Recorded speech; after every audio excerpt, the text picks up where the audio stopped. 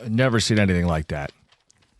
What he can do on a basketball court, 38 points, 16 boards, 5 block shots, and yeah, catch the oop in transition at 7'4" with feels like an unlimited wingspan. Pistons lost last night in San Antonio. That's Mark Champion on the call. Deadline day for the NHL. 3 o'clock today. Have our teams ruined trade deadlines for you? Because these are supposed to be days that you're excited. Like, the world is your oyster. Endless possibilities. All the insiders are talking. You're searching social media and scrolling and updating. And these are supposed to be exciting days. Yet I feel like in our city, they've become days we dread. Like, I'm dreading, the prices were too high. I'm dreading we just couldn't make a deal. And it's not one team. It's basically all of the teams, John. The deadlines that we got our hopes up only to be let down. Do you even get excited for the trade deadline anymore?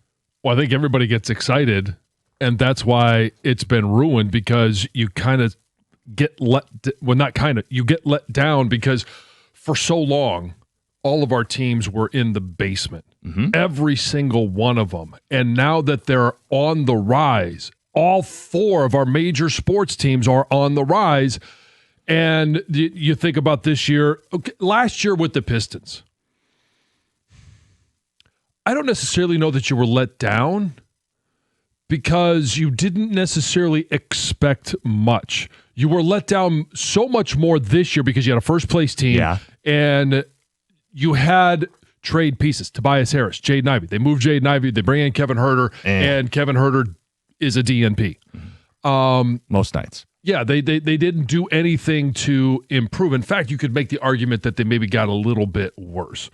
Same thing with the Tiger deadline. Tigers, Finnegan and Friends. Finnegan was good, but the Friends not so much. The ERA for the team got worse after the deadline, and they didn't add a bat.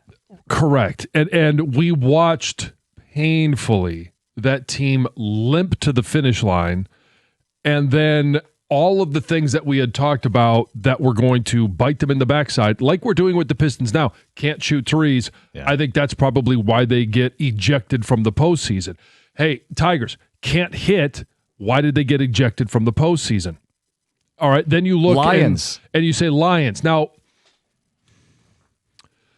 the Lions haven't been dormant at trade deadlines. They did go out 2 years ago when Hutch was hurt, and we all talked about Zadarius Smith. He was the top trade target. We wake up on the morning of the trade deadline, and he posts a cryptic message, and then all of a sudden, we get Zadarius Smith, and we get him for not much. We're praising Brad Holmes for doing something. Right, but we're pushing 2 years now on impactful trade deadlines. So I ask you, are you excited today? Today as a sports fan is supposed to be exciting. Let us know if you're legitimately excited about today, but I have this feeling of dread, and maybe that's the camp you're in. I have this feeling of dread that they're not going to do much of anything, and I don't count David Perron as much of anything. There's a clause where he has to even play for them to give up the 4th-round pick. Nothing against the guy. I think he's good in the room, can help on the bottom 9, but that's not a big move. That's not a high-impact move. I'm dreading the lack of that today. I've become accustomed to that, and I now don't look forward to trade deadlines. All right.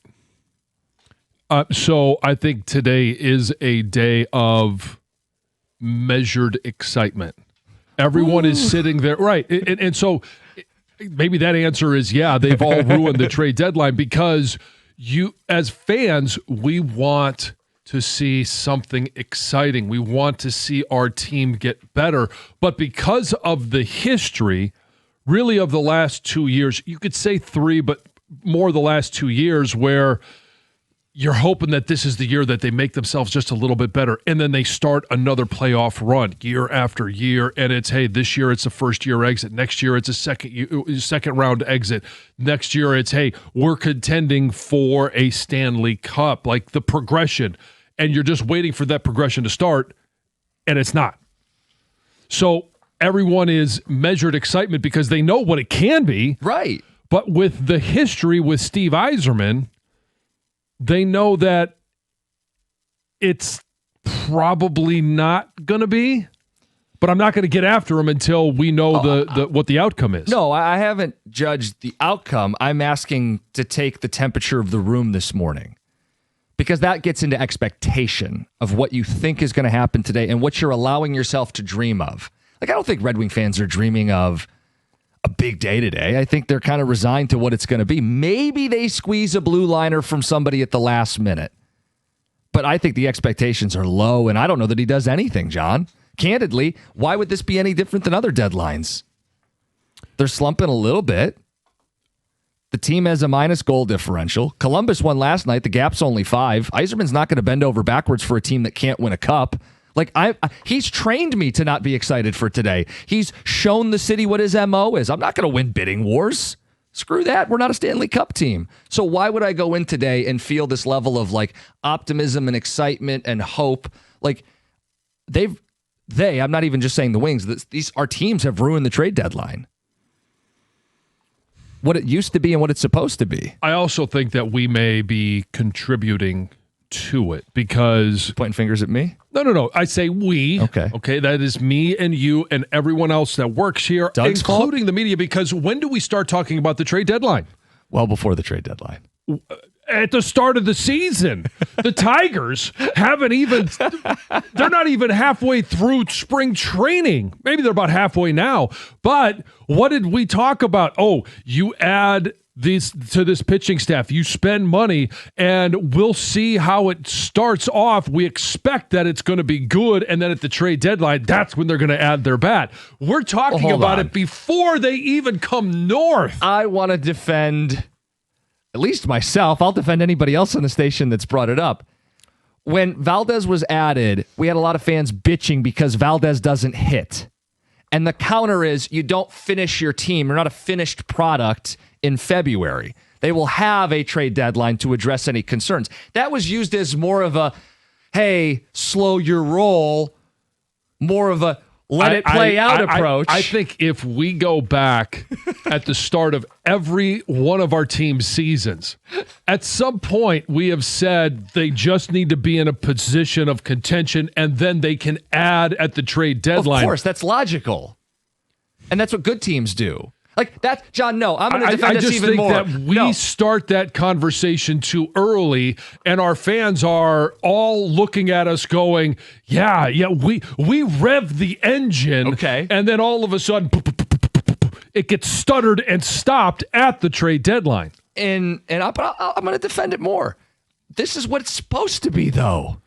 Like, you're like punishing us for doing the normal thing. When teams are good and they go to the deadline, they add. So that becomes what we thought would happen when our teams got good. When they all collectively rebuilt at the same time, we weren't revving up the deadline. The teams got better. We got excited. Our team slapped us in the face.